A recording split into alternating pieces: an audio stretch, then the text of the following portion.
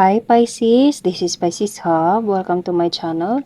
So for today's video, gagawa tayo ng daily reading for Pisces gamit ang ating tarot cards, okay? So, reminder lang po Pisces na ito ay general reading. So, pwede mag-resonate, pwedeng hindi, okay? And this is a timeless reading. So, kahit anong araw, buwan, o taon mo man ito napanood, as long as mag-resonate sa sitwasyon niyo po, take nyo lang, okay? And ang energies na lalabas dito ay welcome po ang lahat ng gender. So, babae, lalaki, LGBT man yung nanonood or yung mga taong dinidil nyo. As long as mag-resonate, again, take nyo lang. Pag hindi po mag-resonate, wag pong ipilit. Okay? So, shuffle muna natin itong tarot cards. And alamin natin kung ano yung gabay, mensahe ng tarot cards for Pisces sa araw na ito. Okay? So, ano po ang mensahe niyo po or gabay for Pisces? Ano po? Okay, so walang mag-flip. Oh, Two of Cups. Okay, so water sign, Pisces, Cancer, Scorpio.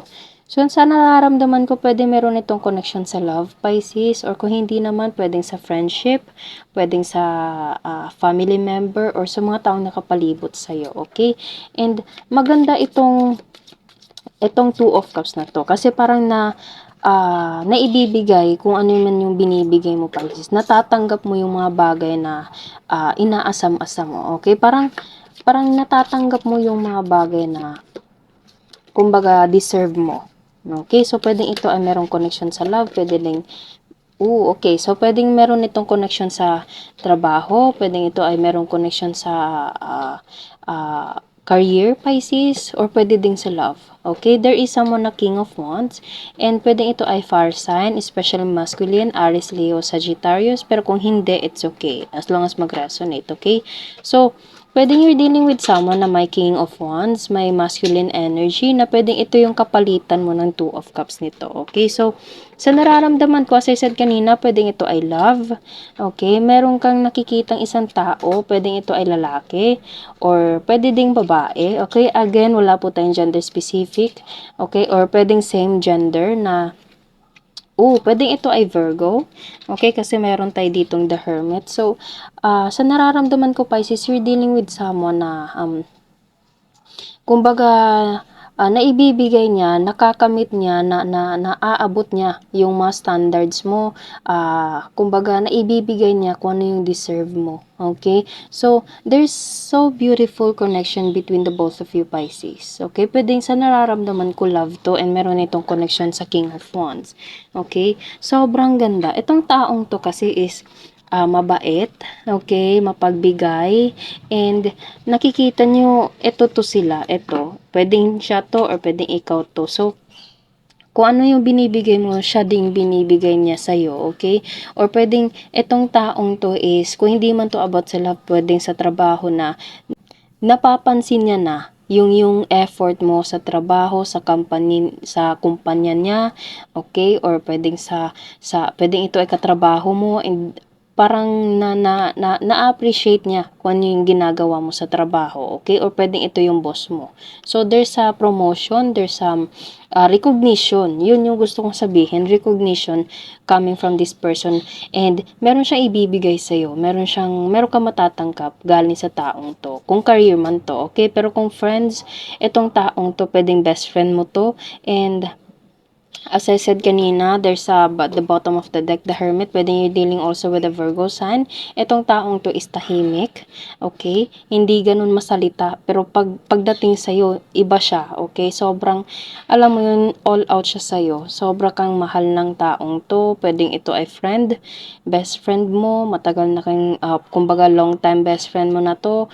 Or kung hindi naman, again, pwedeng love, okay, na naibibigay niya, naaabot niya yung standard o yung mga deserve things na inaasam-asam mo lang dati, binibigay ng taong to sa'yo, okay? So, sobrang ganda. Or kung hindi naman, again, pwedeng career, okay, coming from this person.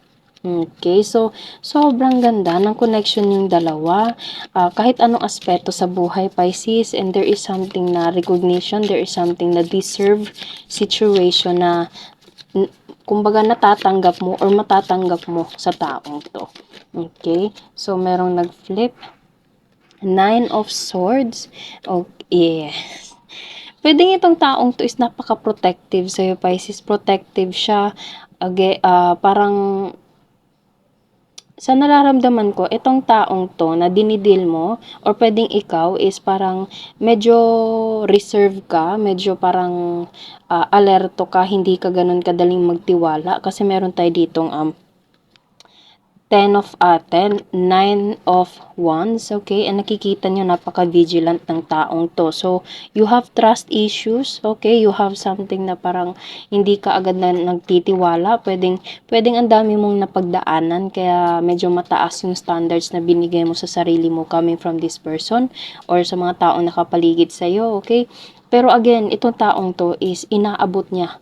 And kumbaga abot niya yung standards mo, okay? At tinatanggal niya to, itong taong to, hindi siya nahirapang kumbaga mabigyan mo siya ng tiwala, okay? Kasi sa nararamdaman ko, alam ng taong to kung gaano ka ka-sensitive, okay? Kasi water sign Pisces is a sensitive person pero with a good heart, okay? With something na special between for you, coming from you, okay? And sa nararamdaman ko, pag nasa tamang tao ka, Pisces, hindi ka, kumbaga, hindi sobra or hindi ka nanghihingi ng sobra-sobra galing sa taong mahal ka talaga, okay? Kung hindi man yun yung tao para sa'yo, feeling mo sobra or OA yung paghihingi mo, hindi ganun, okay? Pag yung taong yun is mahal ka, walang sobra, walang kulang, okay? Saktong-sakto talaga. Aabutin niya, tatalunin niya lahat kung gaano man kataas yung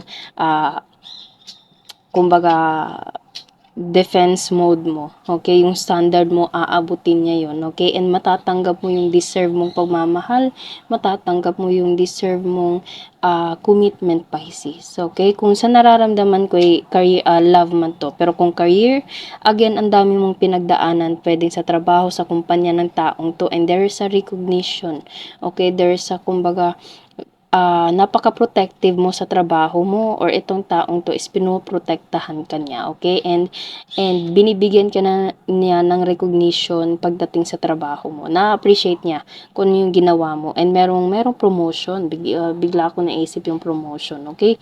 So, kumbaga natatanggap mo na yung mga bagay na inaasam-asam mo lang dati, Pisces. All aspects in life, love, career, friends, family, okay? Take nyo lang po kung saan mag-resonate. Okay, so sobrang ganda. The lovers. Pwedeng love, okay? Ang daming, okay, so, big factor itong love na to, Pisces. The lovers. Gemini. Pwedeng you're dealing also with the Gemini, okay, na sign. Pero kung hindi naman, it's okay. So, nakikita niyo meron dalawang tao dito. And meron dalawang tao dito. Okay, so nararamdaman ko, sobrang laki ng factor ng love kasi the word the lovers, okay, love, root word, love, okay, so, you are destined to be this person, to be with this person, okay, you are destined to meet each other, okay, kumbaga, ang dami niyong napagdaanan, ang dami mong napagdaanan, Pisces, ang dami niyang napagdaanan din, okay, pareho kayong sugatan ng taong to, pero pagdating sa inyong dalawa, konektado kayo. Okay? Kumbaga, kung ano yung binibigay mo sa kanya, saktong-sakto. And kung ano man yung binibigay niya sa'yo, saktong-sakto din. Okay? So, sobrang ganda. Alam mo yun, kumbaga, punong-puno ng pagmamahal yung reading natin yan. Kasi meron tayo ditong The Lovers and meron tayo ditong Two of Cups. Cups is all about emotions, Pisces. Okay? So, there's a big possibility na magtatagpo kayo or pwedeng nakita mo na tong taong to. And ito yung mararamdaman mo, Pisces. Ito yung matatanggap mo coming from this person and vice versa. Ganun din yung mararamdaman ng taong to once na makita ka niya, okay? Or pwedeng nakita na kayo. Okay? Pero kung hindi naman, kung hindi ka naman, ano sa love, again, puwedeng ito ay career and everything happens for a reason. You are blessed, you are, guided by God kung ano man yung mga pinagdaanan mo sa trabaho mo, sa, personal na bagay, okay? Lahat ng yun is merong recognition, merong appreciation coming from this person, King of Wands, okay? So, kahit anong aspeto, love, especially love, okay? Or kung hindi naman career, friends, family members, na there's a recognition, there's a love, there's a deserved situation, there's a recognition, appreciation, full of love coming from this person. Okay? So, yun lang Pisces ang reading natin. Naway nagustuhan niyo po. Huwag niyo po sanang kalimutan na mag-like at mag-subscribe po sa ating channel. And click the bell button Pisces para ma-notify po kayo sa next videos na i-upload natin. Okay? Thank you Pisces and God bless!